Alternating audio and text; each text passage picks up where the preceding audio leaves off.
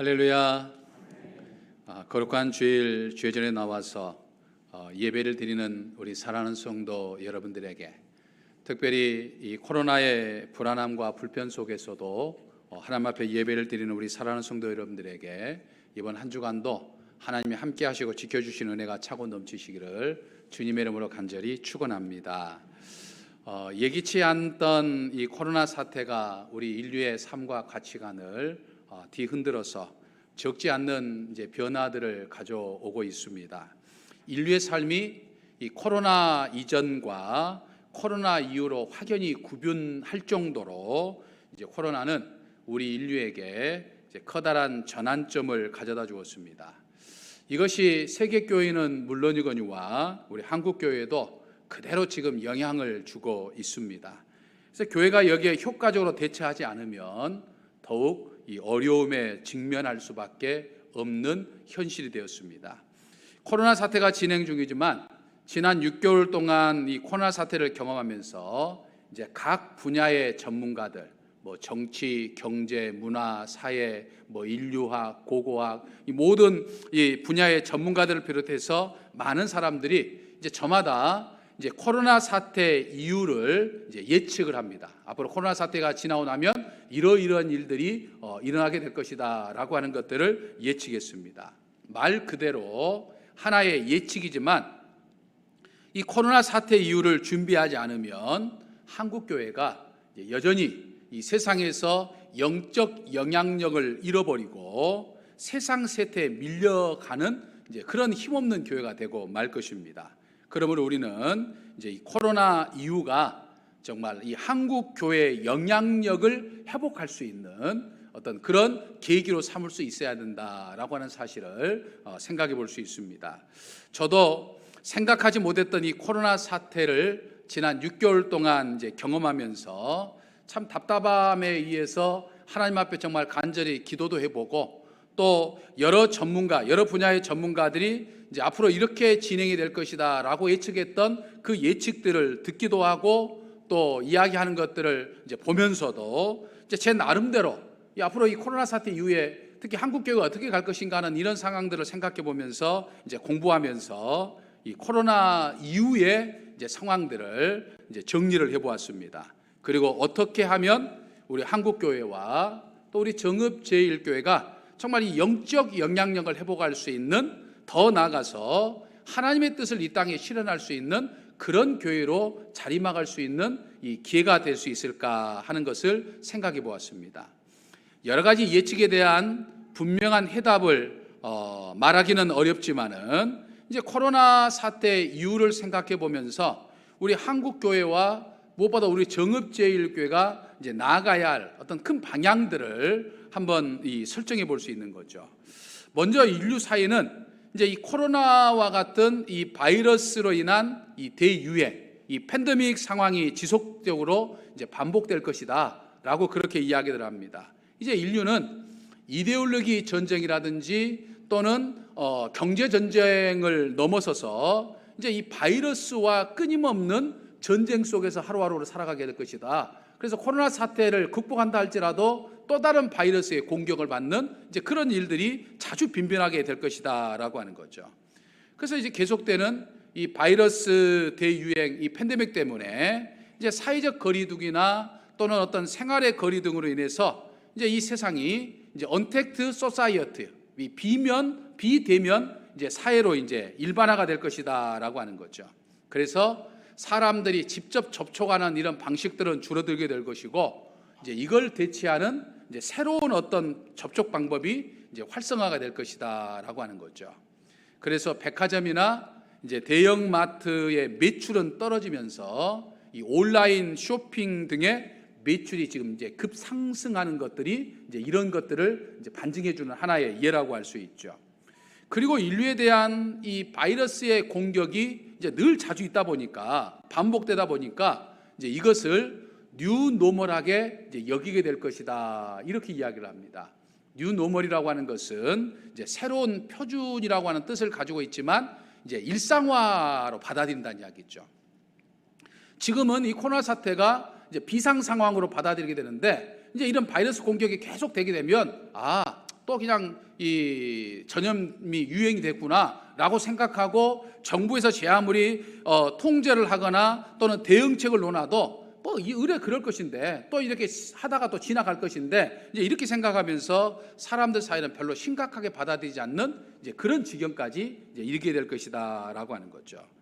그래서 이제 코로나 사태 이후에 일하는 것도 재택근무를 하거나 또 인터넷 줌이라고 하는 걸 통해 가지고 이제 화상 채팅을 하는 등 뭐 이런 것들을 통해 가지고 화상 회의를 하는 것 등을 통해서 점점 이제 비대면 사회로 바뀌어져 가게 되니까 이제 교회도 또 우리 그리스도인들의 신앙 생활도 서로 이렇게 대면하지 않고 이렇게 교회 예배당으로 모이지 않고 교회 안에서 사역하지 않고 이제 하지 않는 방향으로 이제 나가게 될 것이다라고 하는 거죠.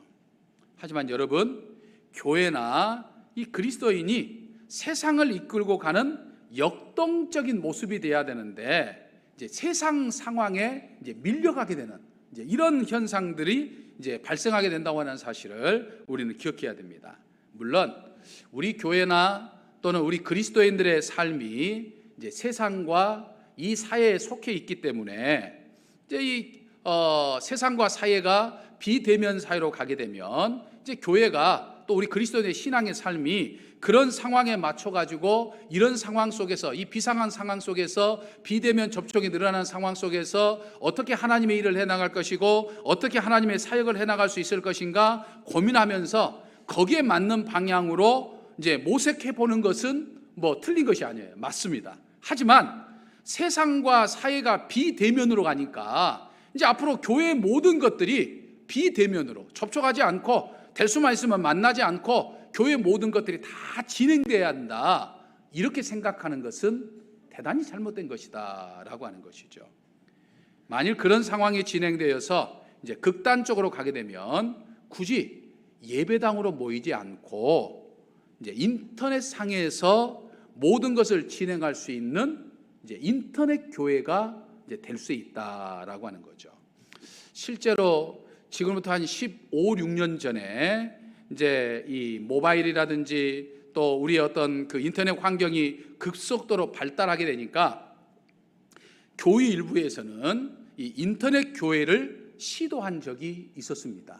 그래서 이제 이렇게 뭐 예배당으로 나와서 신앙생활 하지 않고 인터넷상에서만 우리가 신앙생활 할 수 있지 않느냐, 예배도 드릴 수 있지 않느냐라고 하면서 시도하는 이제 있었는데 이제 우리나라는 처음에는 시작했다가 금방 없어져 버렸어요. 하지만 미국과 유럽의 몇몇 교회는 이제 지금까지 이제 인터넷 교회를 해온 것도 있습니다. 하지만 이제는 이 코로나 사태라고 하는 비상 상황을 경험하면서 이제 교회가 이 사회 현상처럼 비대면으로 이제 밀려가기 시작하면 이제 인터넷 교회를 지향해야 한다고 하는 생각을 가진 사람들이 이제 많아지게 된다는 거죠. 그래서 교회를 개척할 때도 뭐 따로 이렇게 뭐 힘들게 교회 건물을 얻어서 세를 얻어서 한다든지 사람을 불러 모은다든지 힘들게 하지 아니하고 그냥 인터넷상으로 이제 교회를 개척하는 이제 이런 일들이 이제 생겨나게 될 것이다라고 하는 거죠. 하지만 여러분, 결론적으로 말씀드리면 인터넷 교회가 가능할 수는 있어요. 그러니까 이렇게 모이지 않고 그냥 인터넷상에서만 할 수 있는 그렇게 가능할지는 모릅니다. 하지만 그건 성경에서 말하는 진정한 교회 모습은 아니다라고 하는 사실을 우리는 늘 기억해야 됩니다. 교회는 예수님을 그리스도로 고백하는 공동체, 즉 모임이 교회입니다. 다시 한번 말씀드리지만 우리가 예배를 드리는 이 예배당이 교회가 아니고 이 예배당에 모여서 우리가 함께 이렇게 마스크를 쓰고 있지만 함께 모여 예배를 드리는 이것이 교회라 이 말이에요. 그러니까 모임이 교회다라고 하는 거죠. 그러니까 공동체로 모여서 예배하고 공동체로 모여서 교육하고 모여서 친교하고 모여서 봉사하고 모여서 선교하는 것이 교회라 이 말입니다. 초대교회도 모이면 죽임을 당하는 박해 속에 있으면서도 불구하고 예수님을 믿는 것 때문에 예수님께 모여서 예배를 드리는 것 때문에 잡혀가기도 하고 매를 맞기도 하고 죽임을 당하는 그 긴박한 상황 속에서도 그들은 흔들리지 않고 모였습니다. 자기들만의 신호를 가지고서 서로 그리스도인임을 알면서 함께 모여서 신앙생활을 했다 이 말이에요. 왜냐하면 교회는 모임이기 때문이에요. 그리스도를 고백하는 사람들이 모인 것이 교회이기 때문이다라고 하는 거예요. 그러므로 교회는 이제 코로나 사태 이후에 이제 교회 사역을 좀 더 다양하게 진행하기 위해서 때로는 비대면도 할 수 있는 이제 그런 것도 할 수 있는 상황도 되지만, 그러나 그것 때문에 아예 이제 모임 자체를 폐기하거나 모여서 함께 예배를 드리거나 이런 것들을 폐기해서는 안 된다, 소홀히 해서는 안 된다라고 하는 거예요. 세상이 밀려가서 이 비대면으로만 가게 되면 결국에는 교회 존재 자체가 유명무실하게 된다라고 하는 사실을 우리는 깨달아야 되는 거죠. 다음으로 이 바이러스 팬데믹이 이 전염병 유행이 이제 대유행이 반복이 되면 이제 예전처럼 이제 여행이 어려워질 것이다, 이렇게 이야기를 합니다. 실제로 지금 코로나 사태 때문에 하늘길이 거의 막혀 있는 그런 상황이죠. 아마 코로나 사태 바로 직전 시대가 아마 우리 인류 역사에 있어서 그 어느 시대보다도 가장 많은 여행을 했던 시대가 아닐까 하는 생각을 해보게 됩니다. 왜냐하면 19세기 때에는 몇몇 사람을 제외하고는 여행을 한다, 세계 여행을 한다, 이건 상상할 수 없었죠. 20세기 초 중반 때도 사실 여행이 쉽지 않았어요. 불과 한 30여 년 전부터 이제 이 올림픽을 하고 뭐 그러는 과정 속에서 이제 세계화를 외치면서 우리나라 사람들이 뭐 패키지를 통해 가지고 수많은 곳을 다니면서 세계 곳곳에서 한국 사람을 만나는 이제 그런 시대였지만, 이제는 이 코로나 사태 이후로서 이 전염병이 대유행하기 시작하면 이제 이런 것들이 쉽지 않는다라고 하는 거죠. 그래서 코로나 이전에는 우리가 세계화를 강조했다고 한다면, 이제는 코로나 이후에는 탈세계화를 지금 이야기할 거라는 이야기죠. 바이러스 팬데믹이 반복이 되면 이제 여행 자체가 어려워지니까 아울러서 해외 선교가 이제 어려워질 것이다라고 하는 것이죠. 예전처럼 뭐 단기 선교를 하거나 또는 비전 트립 등을 하거나 이런 것들이 어려워질 거라는 거죠.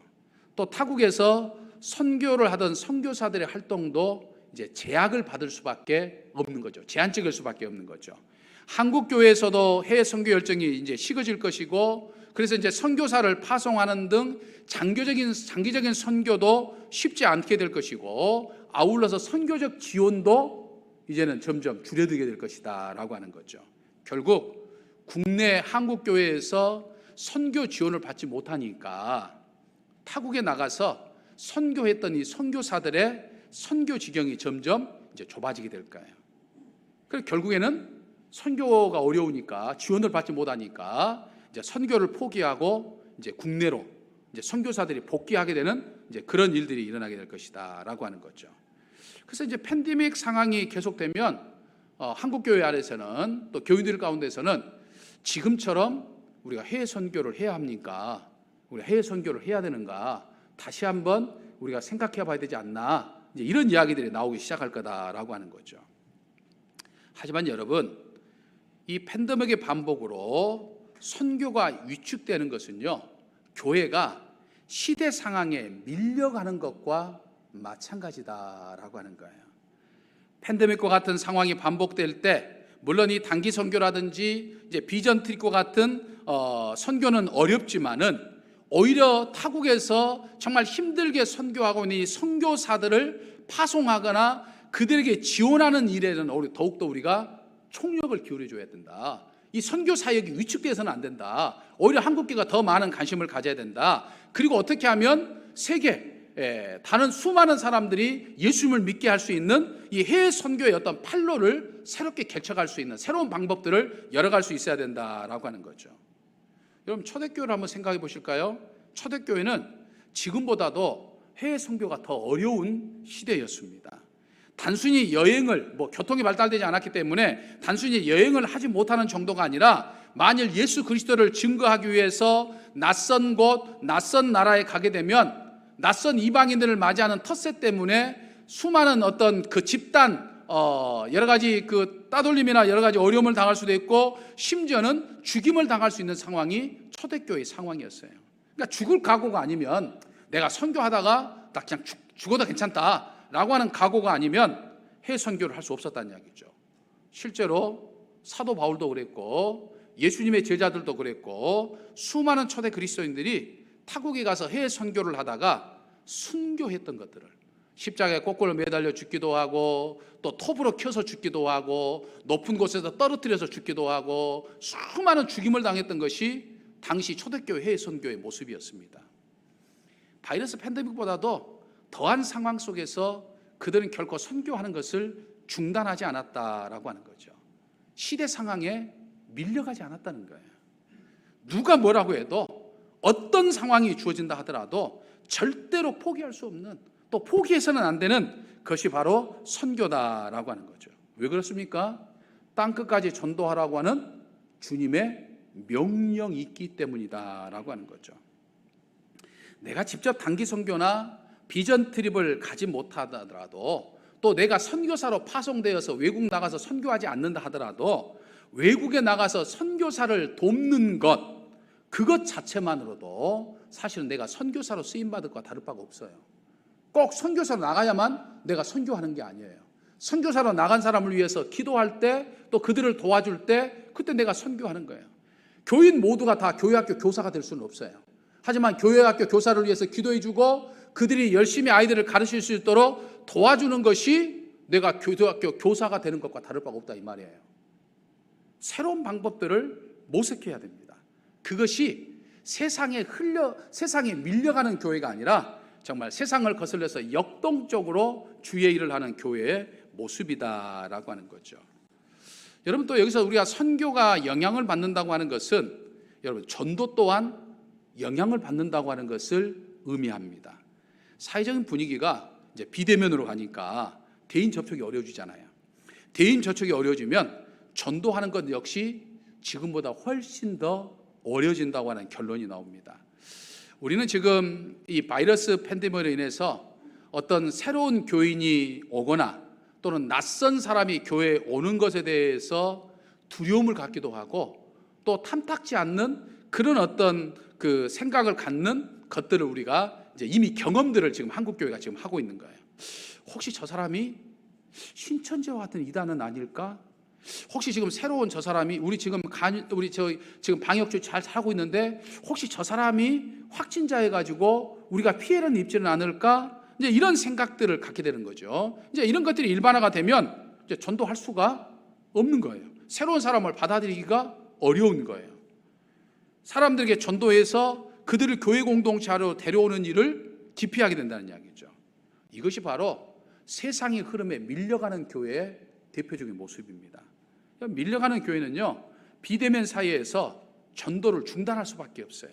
하지만 역동적인 교회는 이런 어려운 상황 속에서 우리가 어떻게 사람들에게 복음을 전하고 어떻게 그들을 교회당으로 이끌 수 있을까 방법들을 모색하면서 더 열심히 전도하는 교회가 바로 이 생명력 넘치는 교회의 모습인 거예요.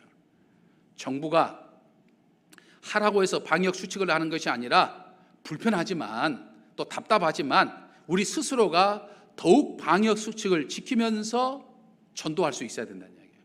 특히 팬데믹 상황으로 고통받는 이웃에게 이제 교회가 위로의 말을 전하기도 하고 또 부드러운 행동을 하기도 하고 따뜻한 손길을 펴는 이제 도움 등으로 인해서 우리 교회의 어떤 선한 영향력이 더욱더 증대돼 가지고 이제는 단순히 어떤 전도하는 교회로 머문 것이 아니라 저절로 전도가 되는, 교회에 나오고 싶어하는 이런 교회로 만들어갈 수 있도록 우리가 더 힘써 노력해야 된다라고 하는 거죠.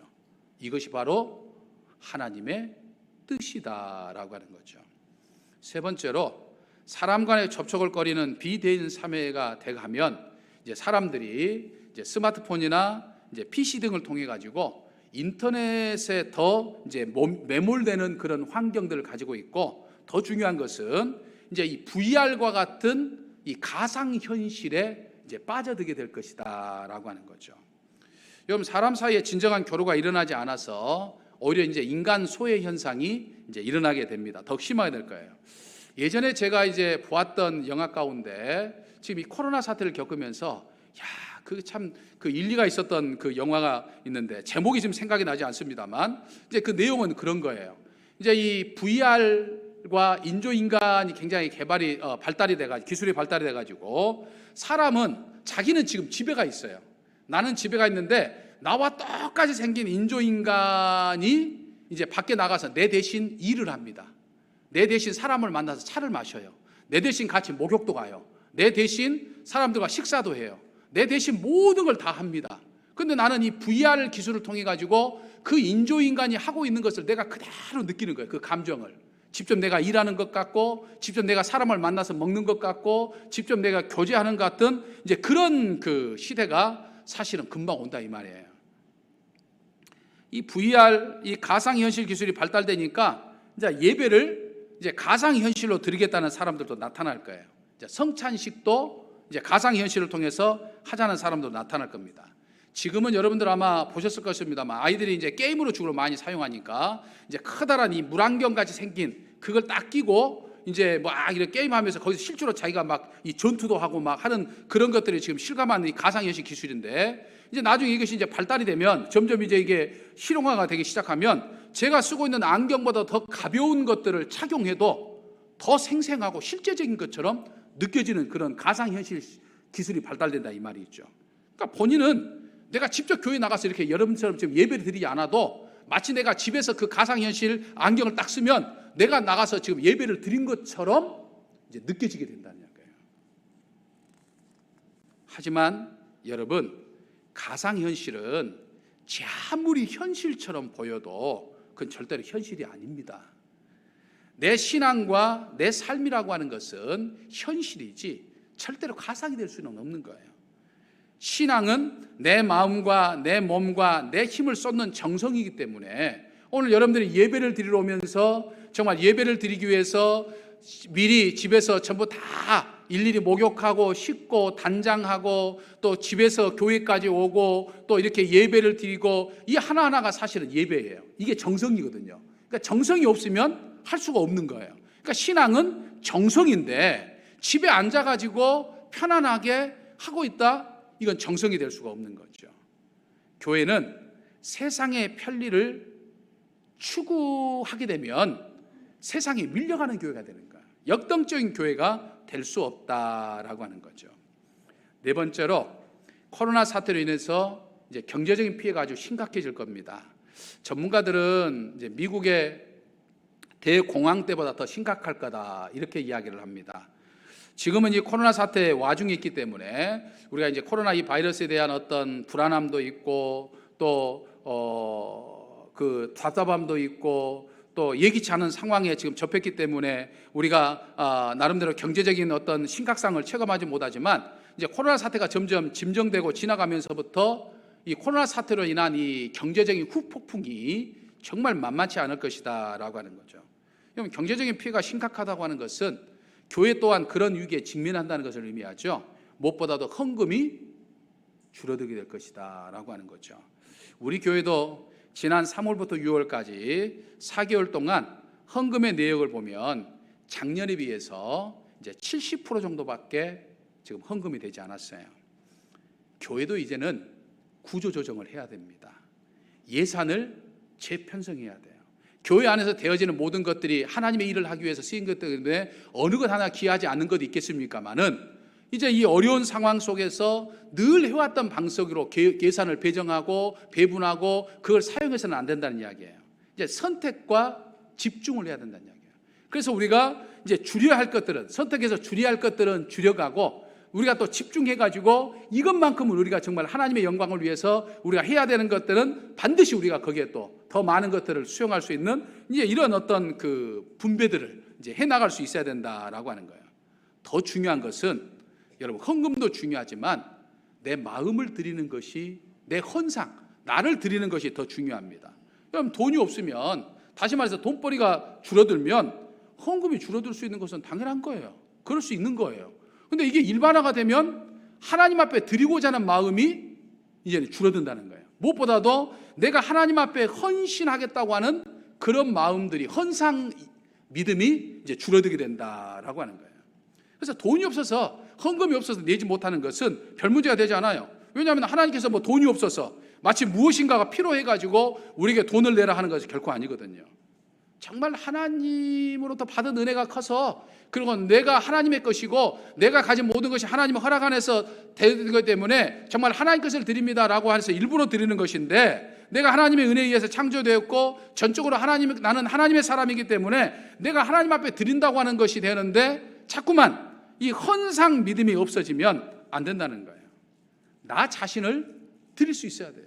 우리가 오늘 시간을 내어서 드리는 것도 바로 헌상 믿음인 거죠. 그러니까 헌금을 하는 것도 중요하지만 헌금을 드리는 것 중에서 내가 더 내 정성, 내 믿음, 내 헌신을 드릴 수 있는 것이 그게 진정한 하나님께 드리는 예물이다라고 하는 거예요. 그러니까 이걸 우리는 잃지 않아야 된다라고 하는 거죠. 다섯 번째로, 인생을 즐기는 현상이 이제 늘어나게 될 겁니다. 여러분, 몇 년 전부터 이 카르페 디엠이라고 하는 이 용어가 종종 이제 이 언론상에서 이제 사용되어 왔습니다. 아마 여러분들도 이 카르페 디엠이라고 하는 말을 전부 한 번씩은 들어보셨을 거예요. 별거 아니죠. 고대 로마의 신이었던 이 호라티우스가 이제 라틴어 시를 쓰면서 거기에 이제 하나 언급됐던 이제 규절인데, 이 카르페 디엠이라고 말은 쉽게 말하면 오늘을 즐기자라고 하는 그런 뜻을 가지고 있는 이제 단어입니다. 근데 이 오늘을 즐기자라고 하는 것이 이제 우리 기독교인들이 쓰는 말과 일반 세상의 즐거움을 느끼면서 사는 사람들과 사용하는 어감이 이제 다르겠습니다만, 아무튼 이제 이 코로나 사태가 진행되면서 이제 언제 예기치 않는 일로 인해서 내가 어떤 어려움을 당할지 모르니까, 어떤 상황이 전개될지 모르니까 그저 오늘을 즐기자. 오늘 그냥 인생 뭐 있어? 어떻게 될지도 모르는데 그냥 오늘 그냥 즐기고 오늘 재밌으면 되지. 이제 뭐 이런 것들을 가지면서 이제 이 순간만을 이제 즐기자라고 하는 그런 뜻이 된다는 이야기죠. 어떤 인생의 계획이나 장기적인 어떤 준비나 이런 것들보다는 그저 오늘에 이제 안주하는 이제 이런 모습들을 갖게 되는 거예요. 여러분, 그럴 때일수록 우리는 오늘을 행복하게 살기 위해서 힘쓰기도 하지만 정말 이 영생의 삶을 준비하는 이 지혜로운 삶을 우리가 또 살아야 되는 거죠. 웰빙, 또 힐링 참 중요하죠. 우리가 세상에 살면서 건강하고 행복하게 살아야 되니까. 근데 이것보다 더 중요한 것은 다잉이라 이 말이에요. 어떻게 죽을 것인가, 그러니까 뭘 준비해놓고 죽을 것인가 라고 하는 것이 더 중요하다는 이야기죠. 오늘 우리가 이 자리에 있는 것도 그 아니겠습니까? 단순히 세상의 즐거움만 위해서 여러분들 이 자리에 있습니까? 이 세상의 즐거움도 있지만 하나님 주신 은혜 가운데 행복한 삶을 살기도 하지만, 우리가 이 세상에 이어져 주어질 영생의 삶을 준비하기 위해서 오늘 우리가 불안함과 불편함 속에서도 이 자리에 있는 것 아니겠습니까? 그러니까 우리 그리스도인들은 이 세상에서 하나님이 주신 은혜 가운데 이 세상에 최선을 다해서 사는 삶도 살아야지만 이 세상 이후의 삶도 준비해가는 삶을 사는 것이 바로 우리 그리스도인의 모습이요, 이게 바로 교회의 모습이다라고 하는 것이죠. 사랑하는 성도 여러분, 지금 코로나 사태가 이제 끝나지 아니하고 아직도 진행 중에 있습니다. 설령 이게 이제 우리가 극복한다 할지라도 이제 유사한 이 바이러스 전염병 대유행이 이제 자주 이제 반복해야 될 건데, 그럴 때마다 우리는 어떻게 해야 할 것인가요? 이번에는 우리가 전혀 경험하지 못한 상태에서 하게 되니까 사실은 허둥지둥할 수밖에 없고 불안해질 수밖에 없고, 어떻게 지금 살아야 될 것인가, 어떻게 해야 될 것인가 전망하기도 어려운 지경에 있지만, 이제 이렇게 반복이 되게 된다고 하면 또다시 우리가 막 허겁지겁 온라인 예배를 드리면서 허둥지둥하거나 정부의 지시만 따라야 하는 그런 밀려가는 교회가 될 것인가, 아니면 이제 코로나 사태를 우리가 경험하면서 새로운 어떤 이 내공들을 가지고서, 준비들을 가지고서 이런 상황들이 오게 되면 우리가 슬기롭게 분위기를 이제 만들어 가야 될 것인가, 이런 것들을 우리가 생각할 때가 됐다는 이야기죠. 그래서 만일 이제 코로나 사태와 같은 비상한 상황이 오게 되면 이제 우리 당회가 이제 슬기롭게 그 상황을 잘 대처할 수 있도록 이제 해야 되는 것이죠. 정부가 하라고 해서 하는 것 아닙니다. 교회는 정부의 허락을 받고 예배를 축소하거나 모임을 갖지 않는 곳이 아니에요. 교회는 정부의 행정명령에 따라서 예배당에서 예배를 드리거나 또는 온라인으로 예배를 드리는 곳이 아닙니다. 물론 교회가 만일 방역수칙을 잘못하고 또 여러 가지 어떤 준비들이 잘 되지 않아서 만일 감염자가 생겨가지고 일정 기간 동안 교회를 폐쇄 조치한다고 한다면 다른 것들도 마찬가지니까 받아들일 수 있지만, 교회가 정부의 행정명령에 따라서 할 수 있는 곳이 결코 아니다라고 하는 거죠. 교회가 이 코로나와 같은 비상 상황이 닥치게 되면 이제 서울과 강주, 우리 정읍이 직접적인 영향을 받을 수 있는 이제 이런 확산이 되게 된다면 우리가 이제 먼저 그 상황들을 잘 해가지고 이제 조치를 우리가 할 수 있어야 되는 거죠. 말 그대로 우리가 비상한 상황 속에서 이 온라인 예배를 드릴 수도 있고 또 우리가 모임을 축소할 수도 있는 거예요. 하지만 당연히 하는 것처럼 해서는 안 된다는 이야기예요. 하나님께는 죄송한 마음이지만, 하나님 지금 상황이 이렇게 되기 때문에 저희들이 죄송하진 마음이지만 비상한 상황 속에서 이럴 수밖에 없습니다 하면서 우리가 선택을 하는 거예요. 그런데 이 죄송하다는 마음이라고 하는 것을 여러분들이 늘 기억하셔야 될 것은, 내가 지금 죄송하는 마음이라고 하는 이야기는 이런 비상한 상황이 끝나면 정상적인 상황으로 돌아가야 한다고 하는 것을 의미합니다. 여기에 지금 중요한 포인트가 있어요. 비상한 상황 속에서는 우리가 온라인 예배를 드릴 수도 있고, 예배를 늘려서 드릴 수도 있고, 줄여서 드릴 수도 있고, 여러 가지 방법의 조치를 취할 수 있는데, 이제 이 비상한 상황이 끝나게 되면 당연히 교회 공동체로 모여서 예배를 드리는 것이 정상이라 이 말이에요. 어쩔 수 없는 비상한 상황에서 온라인 예배를 드렸는데 이게 이제 습관이 잘못 들여져 가지고 한번 편해지니까 비상한 상황이 끝났는데도 불구하고 여전히 편리함을 따라서 온라인 예배를 추구한다? 이건 절대로 하나님이 기뻐하실 일이 아니라고 하는 사실을 우리는 기억해야 됩니다. 온라인으로 하니까 여러 가지 좋은 점도 있고 편한 점도 있고 뭐 여러 가지 뭐 장점도 있으니까 우리가 시도해 볼 만하다고 생각하면 안 되는 거예요. 그건 비상한 상황 속에 하는 거예요. 어쩔 수 없는 상황에서 하는 거지만 이 비상한 상황이 끝나면 당연히 교회 공동체로 모여 예배하고 또 사역해야 하는 것이 이게 바로 교회다라고 하는 거예요. 근데 자꾸만 시대 상황에 밀려가 버리면 교회 사명을 온전히 감당하기 어렵다라고 하는 거예요. 사랑하는 성도 여러분, 우리가 일찍이 경험하지 못한 이 비상한 상황을 맞이하고 있지만 우리가 이 방역 조치를 철저히 하면서 우리가 슬기롭게 잘 극복하되 세상 풍습에 밀려가는 교회가 아니라 정말 교회로서 우리가 하나님의 일을 해야 할 것이 무엇이고 소홀히 하고 있는지는 않는지를 우리 자신들을 늘 생각해 보면서 이 기회가 오히려 또 다른 팬데믹 상황이 왔을 때 우리가 효과적으로 대처할 수 있고 더 나아가서 하나님의 뜻을 이 땅에 펼쳐나갈 수 있는 기회로 삼을 수 있는 그런 복된 기회가 되어야 한다라고 하는 사실을 깨달아 볼 수 있습니다. 정말 교회답고 또 그리스도인다운 삶을 사는 저와 우리 사랑하는 성도 여러분 되시기를 주님의 이름으로 간절히 축원합니다. 사랑의 아버지 하나님, 코로나 바이러스 팬데믹이라고 하는 비상한 상황 속에서 저희들이 건강과 믿음을 잃지 않게 하시니 감사합니다. 시대 상황에 밀려가는 교회가 되지 않게 하시고 정말 생각지 못했던, 경험하지 못했던 이런 비상한 상황을 저희들이 잘 슬그럽게 극복하게 하시고 이 경험을 토대로 또 다른 어려움들이 왔을 때 오히려 더욱더 역동적으로 교회다운 교회를, 신앙인다운 신앙의 삶을 세워가는 저희 모두가 되게 하여 주시옵소서. 믿사옵고 예수님의 이름으로 기도하옵나이다. 아멘.